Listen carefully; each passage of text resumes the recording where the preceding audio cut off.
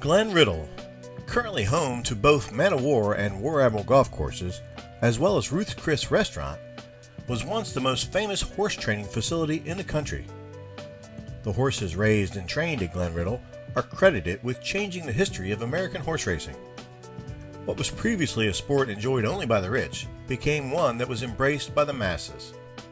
Situated on 1,500 acres in coastal Worcester County, Maryland, the farm was assembled by Sam Riddle and the heirs to the GlenRiddle Mills textile manufacturing fortune. The Riddle family had previously spent parts of many winters in the Berlin area with their friends to enjoy their favorite sport of fox hunting. The location of the GlenRiddle farm was chosen not only for its proximity to the GlenRiddle's family's Philadelphia area business, but also because Mr. Riddle believed the salt air breezes and bluegrass of Worcester County would have a positive influence on his racing stock. At its height, 60 employees, including trainers, jockeys, grooms, and hot walkers, lived on the grounds. The farm's magnificent mansion had 8 master bedrooms and 7 bathrooms. Orchestras played in the evenings for the pleasure of visiting guests. Massive stables and several racetracks were built on the farm to house 60 horses, and multiple houses and jockey quarters were built to house the staff.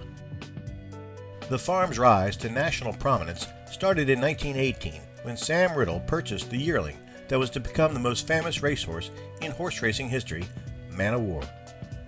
OWar was born in Lexington, Kentucky in March of 1917 and would come to dominate horse racing as no other horse before or since has done. His owner, August Belmont, son of the famous financier for whom the Belmont Stakes and Belmont Park were named, had carefully planned for the colt by breeding for pedigree Arabian stock on the sire side and to the most respected English stock on the dam side. Unfortunately, Mr. Belmont never realized the results of his planning. America had entered World War I, and Mr. Belmont, at the age of 65, volunteered to serve. As the war dragged on, Belmont wired his wife to sell all of their 1917 foals.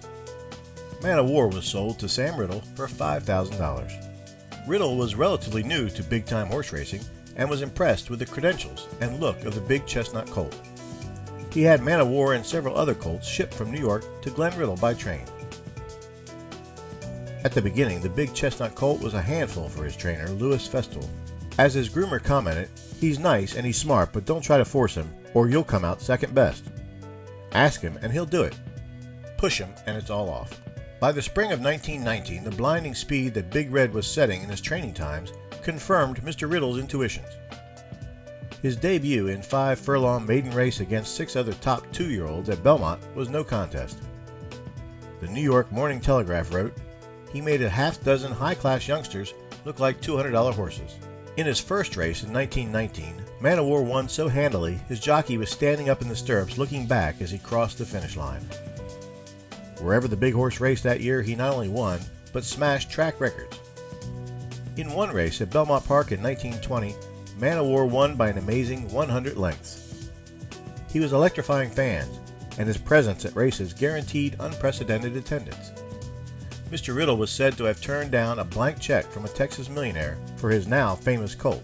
Big Red was so dominant during the 1920 racing season that promoters were having difficulty finding challengers to fill their fields. In the Travers Stakes that year at Saratoga Park, he went off at 1-100 and won with ease.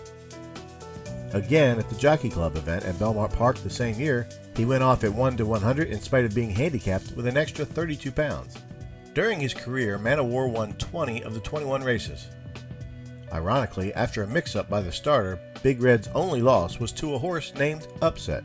OWar went on to beat Upset 7 straight times.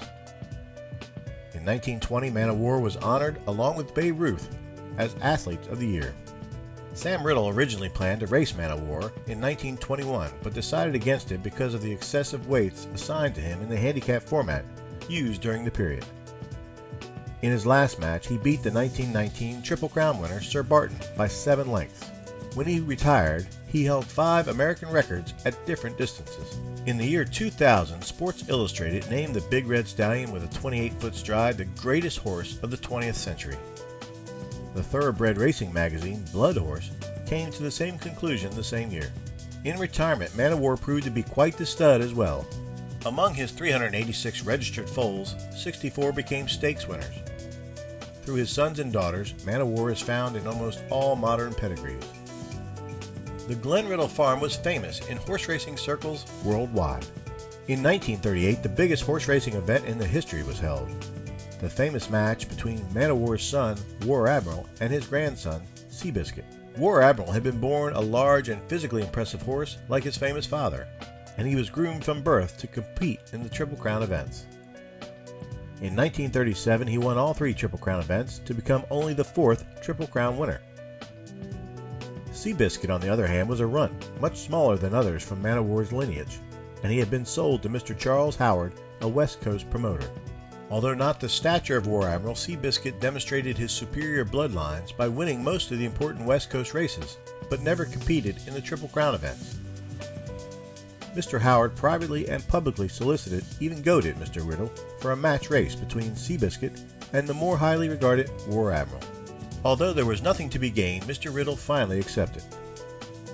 40 million people, 1/2 of every man, woman, and child in the United States, listened to the live radio broadcast.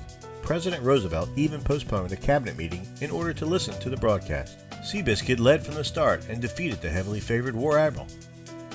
The story of underdog Seabiscuit winning the match race was celebrated throughout the country as a victory for Americans' Depression-era working people. Unfortunately, the country was soon involved in World War II, and horse racing would take a back seat. Man of War died in 1947 at the age of 30, and Mr. Sam Riddle died 3 years later at the age of 89. Although the farm remained in the hands of the family for another 50 years, it never returned to its previous glory. In 1969, one of the shore's famous showplaces, the GlenRiddle Mansion, was destroyed by fire, after which the farm never operated again as a horse training facility. For the next 35 years, the farm was left in disrepair, largely abandoned, overgrown, and forgotten. In 2005, much of the 1,500-acre farm was sold to the Ruth family, who have accepted the responsibility of preserving as much of the history as possible. The largest of the horse stables has been saved and meticulously renovated. It's currently home to a museum area reflecting on the farm's history, as well as housing the GlenRiddle Golf Clubhouse and Ruth's Chris restaurant. Local Eastern Shore artist Patrick Henry was commissioned to create original artwork depicting life on the farm during the early 20th century. They are prominently on display throughout the restaurant. The interior furnishings and finishes have been designed to match the period of the farm's greatness. Lighting seen throughout the building was custom designed to be reminiscent of gas lighting prevalent during the period.